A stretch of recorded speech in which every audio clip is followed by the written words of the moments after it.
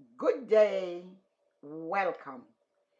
This is your Daily Med with Lady D. Grace and peace be multiplied. Today we look at the office of the apostle. We will read 1 Corinthians 12:28, Ephesians 2:19 and 20, 2 Corinthians 12 and verse 12. The Apostle Paul writing to the Corinthians. But in most of his books that he wrote, the Apostle Paul declared that he is an apostle and his appointment came from God Himself.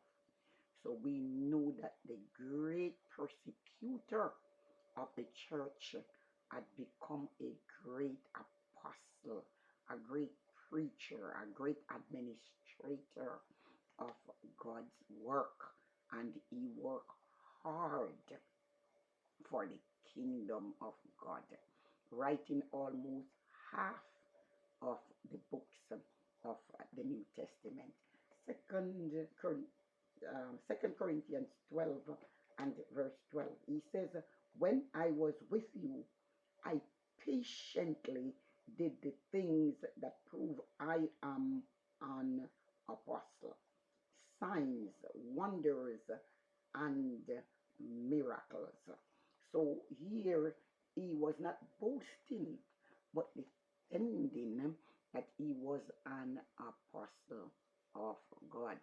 Bible tells us in the church, God has first appointed apostles. So in the church, God has appointed first of all the apostles. Ephesians 2:19-20.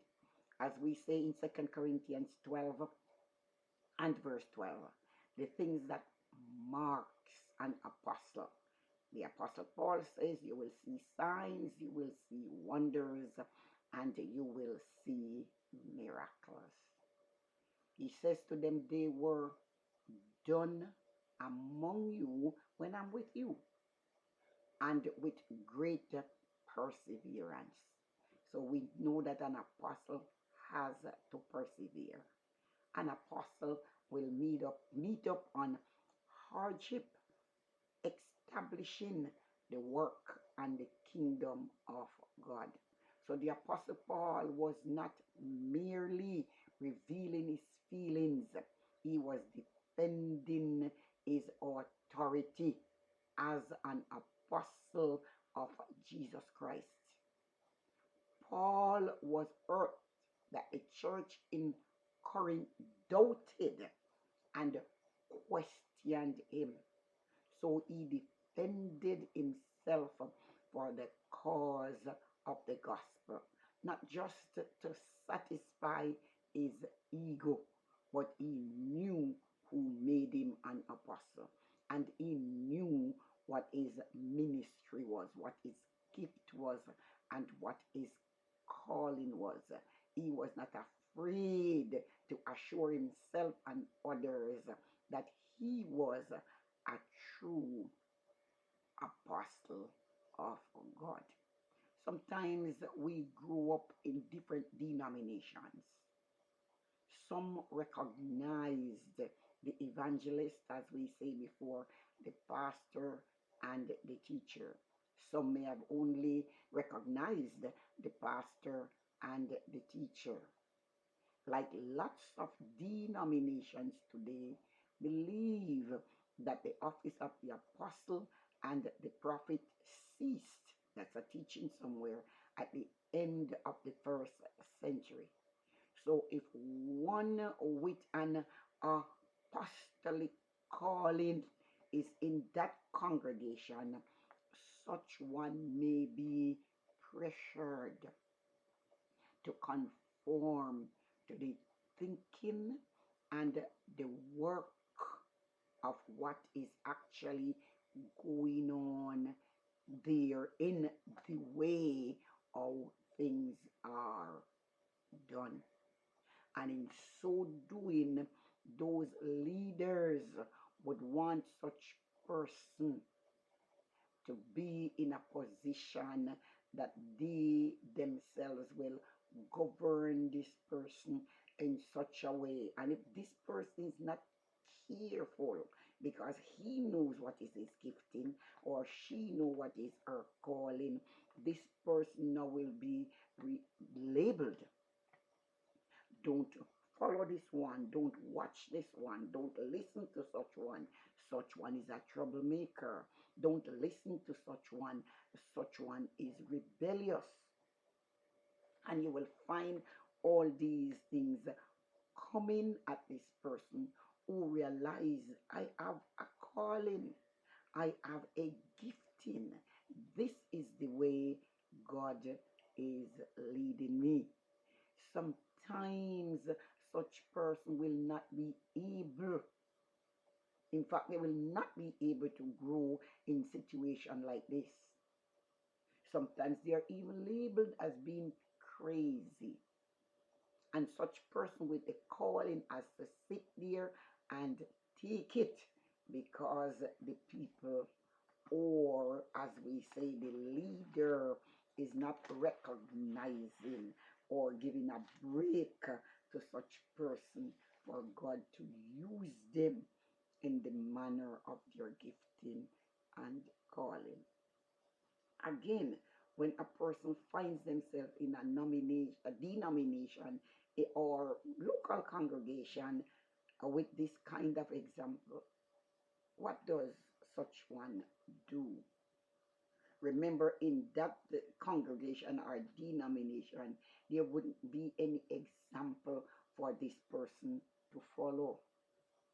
Such one has never seen an apostle in the denomination operating, functioning of such in one of these offices. It's not a part of his or her background.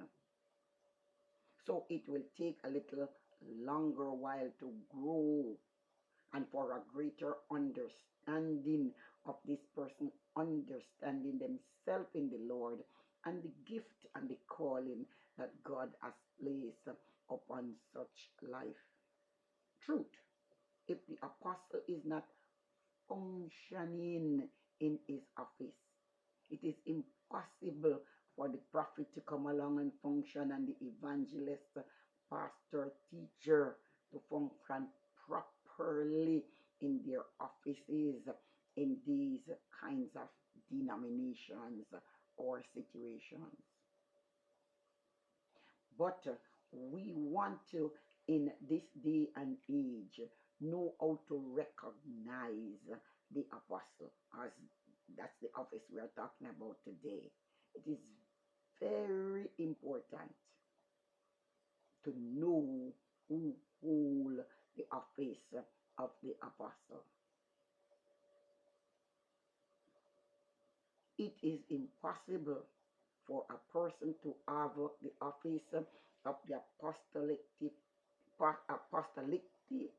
gifting and not be recognized. It will be seen. This gifting will be seen. This ministry will eventually be validated, and the person will be validated as an apostle. So recognition must be there. It must come from one, those who are submitted to the authority of the gift. Then there will be recognition of it. And we are talking about the apostle. That is, those around him, those who are leaders, should be able to recognize and see the gift in such person. Those who are already recognized and functioning as apostles will also recognize and see the gifting and the calling in a person when God has called such one to be an apostle.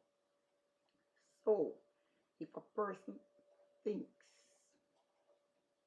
that they have been called as an apostle, but no one around recognize such person as one, then that person apparently is not an apostle. If no one else sees the gifting or the calling in such one, because there must be someone who sees a genuine gifting. This gift will make room or pronounce itself, it will be known. A spirit imparted ministry will reveal itself that this ministry exists.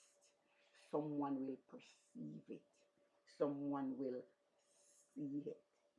So, although apostolic people may be recognized today for having great gifts or having powerful ministry, the office God has given is a true office.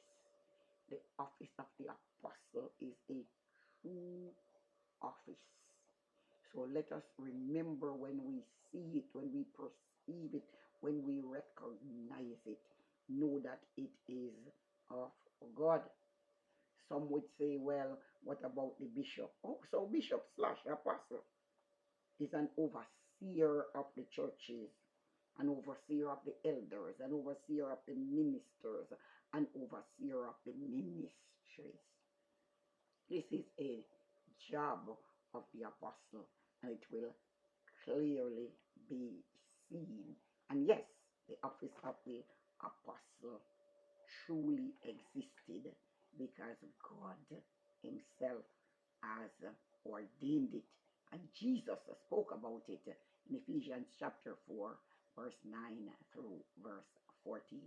God bless you. Thank you again for watching. Please subscribe. It is free. Like, share, also comment, and continue to support and visit my YouTube channel, Daily Med with Lady V.